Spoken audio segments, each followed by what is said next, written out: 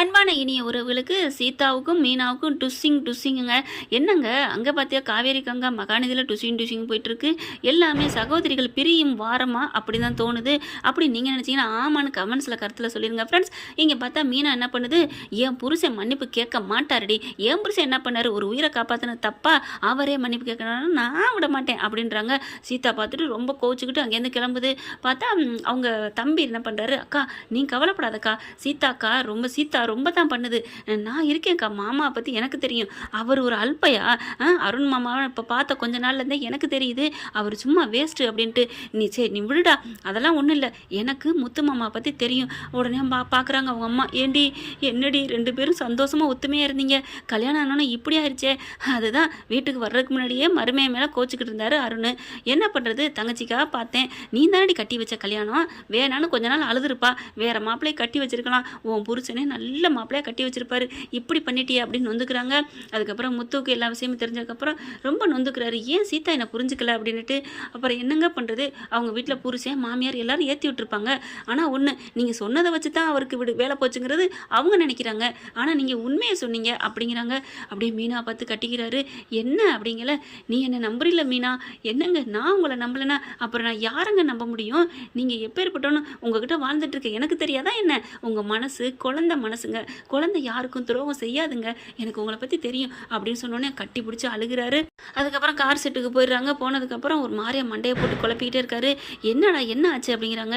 இல்லை செல்வம், இப்படி இது சீதா வாழ்க்கையை கெடுத்துவிட்டோமோன்னு தோணுது, அவனுக்கு கல்யாணம் பண்ணி வச்சிருக்கே கூடாது, நம்ம எங்கடா பண்ணி வச்சான், உன் பொட்டாட்டியில் பண்ணி வச்சிச்சு, சரி சரி விடு அப்படிங்கல, இப்போ மன்னிப்பு கேட்கணுமா, உன் புருஷன் மன்னிப்பு கேட்கணும், சீதா நேற்று பிறந்ததெல்லாம் நம்மளை பார்த்து இப்படி பேசிட்டு போகுது, என்ன முத்து அப்போ சீதா கேட்டதுக்கா நீ கோச்சுக்கிறியா, சாச்சா அவள் என் தங்கச்சி மாதிரி தான்டா, அவள் சொன்னதுக்கெல்லாம் கோவிக்கல, அவள் புருஷனோட வாழணும்னு தானே நான் நினைக்கிறேன் அப்படிங்கல, அவள் கேட்குற மன்னிப்பை நான் கேட்டாதான் என்ன, டே முத்து எப்பட்றா அப்படின்னு அப்படியே இல்லை ஒரு மாதிரியாக, நீ பயங்கரமான நியாயமானவன் தான், ஆனால் தப்புன்னு தெரிஞ்சால் அதை தட்டி கேட்ப, அதுக்கு அடி பண்ணியே மாட்டேன், இப்போ எப்பட்றா பாசத்துக்காக அடி பண்ணிக்கிற, நான் சீதாவுக்காகவும் இல்லைடா என் மீனாவுக்காக பார்க்குறேன்டா, என் மேலே எவ்வளோ பாசம் நம்பிக்கை வச்சிருக்கா தெரியுமா, அப்படிப்பட்டவளுக்கு என் பொண்டாட்டி கூட பிறந்தவன் நல்லா இருந்தால் தான், சந்தோஷமாக இருந்தால் தான் என் பொண்டாட்டி நல்லா இருப்பா அப்படிங்கிறாங்க. சரி இப்போ என்ன பண்ண போகிறேன், நான் அதுக்காக போய் மன்னிப்பு கேட்குறதுல தப்பு இல்லை, நான் கிளம்புறேன் அப்படிங்கிறாங்க. பார்த்து முத்து அவன் இதை கூட ஏதாவது ஒரு வில்லங்கமாக எடுத்து உன் மேலே பழி தீர்த்துக்குவான், எனக்கு தெரியும்டா, நான் தள்ளி நின்றுக்கிறேன், நீ தள்ளி நிற்கிறியோ பக்கத்தில் நிற்கிறியோ அவன் வந்து பாயிறக்கு ரெடியாக இருக்கான், என்ன வேணாலும் பண்ணுவான், பார்த்துக்கிறேன்டா செல்வம் அப்படின்னு சொல்லிட்டு, எனக்கு கிடைச்ச நண்பர்கள் சரி பொண்டாட்டி எல்லாருமே நல்லா தான் கிடச்சிருக்கு, சகலம் மட்டும்தான் இப்படி சல்லியாக போயிட்டான், அம்மா ஒன்று கிடச்சிருக்கு. அதே மாதிரி தான் பார்த்தா இங்கே போகிறாங்க, சீதா அவங்க அம்மா இருக்காங்க. சீதா அப்படின்னு போனோடனே அப்படி பார்க்குறாங்க, முறைக்கிறாங்க. என்ன சீதா ஏன் முறைக்கிற அப்படிங்கல, நீங்கள் பண்ண காரியத்துக்கு நான் என்ன பண்ணுறது சீதா, நான் இப்போவும் சொல்கிறேன், உன் புருஷன் மேலே கோவத்திலையோ வஞ்சம் வச்சலாம் நான் பேசலை, என்னோட மனசில் தோணுதை நான் சொன்னேன், அவர் டியூட்டியை செஞ்சாருன்னு நான் சொன்னேன், டியூட்டியை செஞ்சாருன்னு சொன்னீங்க, ஆனாலும் ஒரு உயிரை காப்பாற்றுறது முக்கியம்தாங்கிறத ஏன் சொன்னீங்க, ஏமா அதுதானம்மா உண்மை, அதை தானம்மா சொன்னேன், அப்போ இப்போ எதுக்கு வந்தீங்க, சண்டை போட வந்தீங்களா அப்படின்னு சீதா கேட்க, ஐயோ நான் அதுக்காக நான் வரல, எங்கம்மா மாப்பிள்ளை அப்படின்னு கேட்குறாங்க. சே எவ்வளோ நல்ல மனசுங்க அப்படிங்கல, உள்ளுக்கு இருந்து வாராரு. என்ன வந்து மறுபடியும் என் வேலை இங்கே இருக்கிறதுக்கே ஏன் உயிரோடு இருக்கேன்னு பண்ண வந்தியா, இல்லை அருண் நான் அப்படிலாம் பண்ண வரல அப்படின்னு சொல்லிட்டு அவர் ஒரு மாதிரி ஆகுறாரு. இப்போ என்ன எதுக்கு வந்திருக்க அப்படின்னு கேட்க, இல்லை அருண் நான் உங்களை தப்பாலாம் நினச்சி நான் பேசலை, நீங்கள் உங்கள் வேலையை கரெக்டாக தான் செஞ்சீங்க, அப்புறம் ஏன் அப்படி சொன்னீங்க, ஐயோ நான் யதார்த்தத்தை சொன்னேன்ப்பா, மற்றபடி நான் எதுக்காக சொல்லலை, நான் இப்போ வேணாலும் நான் போய் சொல்லட்டுமா அப்படிங்க, நீ ஒன்றும் சொல்ல தேவையில்லை, எனக்கு என் வேலை கிடச்சிடும் 2 நாளில், நீ ஒன்றும் தேவையில்லை அப்படிங்கிறாங்க.